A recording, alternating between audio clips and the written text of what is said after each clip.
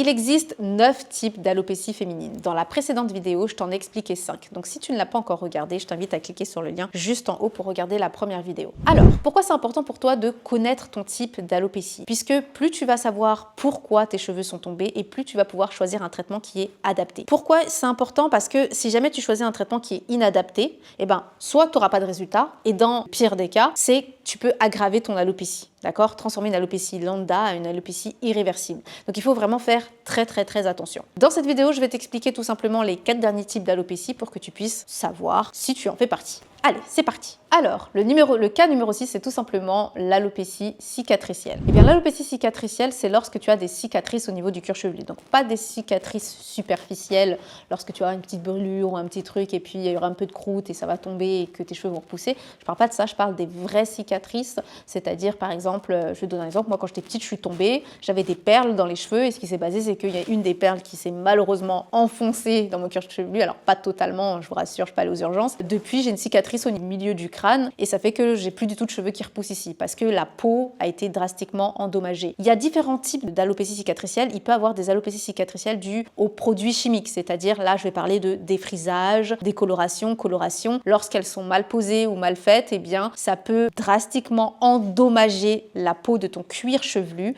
et faire que du coup ton cheveu ne repousse plus à ces endroits-là. Donc là, je parle pas de petites brûlures vite fait, oui, tu as laissé poser un petit peu trop longtemps et puis après le cheveu repousse. Non, je parle que lorsque il y a eu une pose qui a été trop excessive ou alors voilà que le produit n'était pas du tout adapté à ton cuir chevelu et ensuite tes cheveux tombent et ça ne repousse plus parce que ça a été endommagé. Il y a aussi l'utilisation prolongée des produits chimiques. Des fois, par exemple, tu utilises le produit depuis des années et des années et des années et tu comprends pas pourquoi tes cheveux à certaines zones ne repoussent pas. Eh bien, c'est tout simplement parce que à petite dose, en fait, tu as endommagé ton cuir chevelu et ce qui s'est passé, c'est qu'au bout d'un moment, ça a complètement détérioré tes follicules, puis ça les a détruits complètement et du coup, c'est ce qui a fait que ça t'a créé une alopécie cicatricielle au long terme. C'est ce qu'on appelle une alopécie cicatricielle au long terme. C'est-à-dire quand tu fais beaucoup de coloration, de défrisage ou ce genre de choses. Alors je dis défrisage, hein, mais il faut prendre en compte tout ce qui va être lissage brésilien, tout ce qui est transformation chimique au niveau du cheveu, ok? Les produits ne sont pas forcément très bons. Ensuite, tu vas aussi avoir les alopécies cicatricielles dues aux mauvaises coiffures. Si tu as une coiffeuse qui trace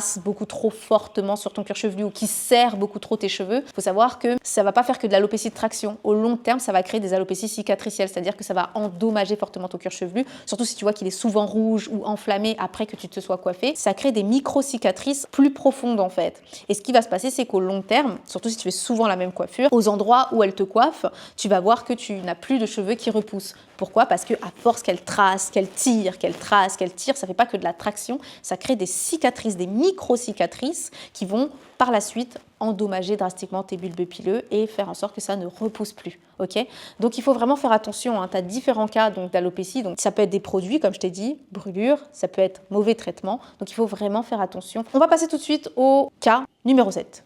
C'est parti, l'alopécie due au mauvais traitement. Alors qu'est-ce que c'est les mauvais traitements et comment ça peut te créer une alopécie? Alors les mauvais traitements, c'est lorsque en fait tu n'entretiens pas correctement tes cheveux en utilisant des produits inadaptés ou alors en n'utilisant pas du tout de produits, en n'ayant pas de stratégie de lavage, c'est-à-dire que tu laves tes cheveux quand tu trouves qu'ils sont sales. Tu vois très bien de quoi je parle, c'est-à-dire vraiment très peu d'entretien, très peu de soins. Contrairement à ce que tu penses, ça peut créer des alopécies. Je sais que souvent on te dit oui mais c'est des cheveux, ça va repousser, etc. Oui mais en fait non, au bout d'un moment, il faut savoir que ton bulbe pileux, il commence à être endommagé. Pourquoi? Parce qu'il n'a pas les nutriments nécessaires pour faire pousser du cheveu correctement. Il n'est pas bien entretenu, donc les lavages ne sont pas assez fréquents ou alors sont trop fréquents. Les produits utilisés sont complètement inadaptés. Et tout ça, ça peut créer une forme d'alopécie qu'on appelle l'alopécie due au mauvais traitement. C'est une alopécie qui est beaucoup plus courante que ce que tu crois. Je sais que souvent, on nous fait croire que c'est de l'attraction, que c'est toujours quelque chose d'extérieur, mais des fois, ça peut être juste notre mauvais comportement par rapport à nos cheveux. Forcément, quelque chose que tu nourris pas correctement, que tu n'entretiens pas correctement, tu peux pas t'attendre à ce que ce soit beau, que ce soit en bonne santé. Donc à un moment, il faut quand même se remettre en question et voir comment tu traites tes cheveux et comment tu traites ton cuir chevelu. Est-ce que tu fais ce qu'il faut? Est-ce que tu prends le temps de sélectionner des produits qui te conviennent? Est-ce que tu as vraiment une stratégie de soins? Est-ce que tu fais les soins réellement comme il faut? Est-ce que tu te coiffes avec des coiffures qui sont adaptées à tes cheveux? Puisque comme je t'ai expliqué tout à l'heure, ça peut créer des alopécies cicatricielles. Est-ce que ta coiffeuse est vraiment attentionnée et fait vraiment attention à ton cuir chevelu? Toutes ces petites choses sont vraiment très importantes. Souvent on se dit « Oh mais c'est rien, c'est pas très grave ». Si, c'est grave parce qu'au long terme, ça crée ce type d'alopécie.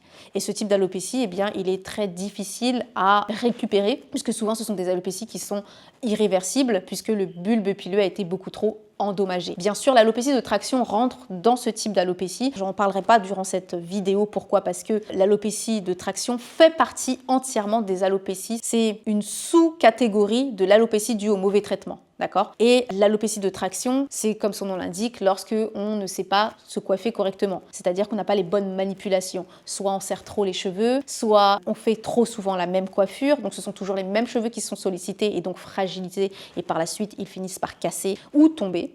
Et tu as une sous-catégorie d'alopécie de traction qui est l'alopécie du chignon. Pour toutes celles qui se disent « Ah, mais de toute façon, moi, je me coiffe pas, je fais que des chignons, voilà, j'attache mes cheveux de temps en temps ou très souvent. » Ça aussi, ça peut casser tes cheveux. Mettre un bandeau, faire des chignons très souvent, ça fait partie des alopécies dues au mauvais traitement, donc alopécie de traction, et son nom plus précisément c'est l'alopécie de chignon. Des fois, ne te dis pas que « Ah oui, mais j'ai le temps, c'est quand je serai plus âgée que ça va se voir ». Non, j'ai accompagné des femmes qui avaient moins de 30 ans et qui avaient déjà des alopécies dues au mauvais traitement à cause des cols de perruque, à cause des tresses sous la perruque qui étaient mal faites. Mettre une perruque n'est pas un problème, mais si tes tresses en dessous sont mal faites, si l'entretien de tes cheveux ne sont pas bien faits, ça posait problème. Le cas numéro 8 d'alopécie, c'est l'alopécie postpartum.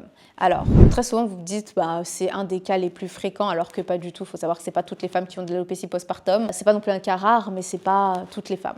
L'alopécie postpartum, qu'est-ce que c'est? C'est l'alopécie suite à une grossesse. Alors, qu'est-ce qui se passe lorsque tu es enceinte? Lorsque tu es enceinte, tu as un taux d'oestrogène qui est très élevé, d'accord? Pour maintenir tout simplement le placenta en place, pour faire en sorte que tout se passe bien au niveau des ovaires, etc. Bref, ce que tu dois comprendre, c'est que ton taux d'oestrogène il est très élevé. Ce qui se passe quand tu accouches, ça va pas se passer tout de suite. Faut pas croire que ça se passe tout de suite l'alopécie postpartum. C'est généralement entre 3 à 6 mois, voire 1 an après la grossesse que tu commences à perdre tes cheveux. Le taux d'oestrogène ne baisse pas à la même fréquence pour tout le monde.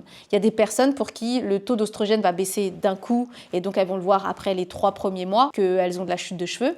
Et pour d'autres femmes, ça va être après 6 mois, après 9 mois, voire 1 an qu'elles vont voir leurs cheveux se casser puis tomber. Ça s'appelle les postpartum tardifs. Donc, tu as différentes choses qui rentrent en compte dans la chute de cheveux postpartum. Souvent sur les zones les plus fragiles, donc au niveau de l'avant des cheveux. Dans des rares cas, ça peut être au milieu, mais c'est très souvent sur le devant. Qu'est-ce qui va créer cette chute? Donc, comme je t'ai dit, c'est la baisse de l'oestrogène, mais pas que. C'est le manque de sommeil dû au fait que tu dois t'occuper d'un nouveau-né, donc la fatigue à répétition. Ça va être aussi, parfois, il y a des femmes qui sont carencées, qui manquent de fer déjà lors de la grossesse. Et du coup, si tu manquais déjà de fer lors de la grossesse, et bien après la grossesse, avec l'arrivée des règles, donc c'est-à-dire que tu reprends un cycle, ce qui va se passer, c'est que ça va te carencer encore plus et donc ça va encore accentuer plus ta chute. La chute d'oestrogène, la fatigue, le fait que tu as déjà une carence nutritionnelle qui va juste s'aggraver après la naissance et tu vas avoir également ce qui va être combiné à tout cela, ça va être également la fatigue. Le manque de sommeil. Surtout si tu souffres déjà d'une anémie génétique, par exemple, ou ce genre de choses,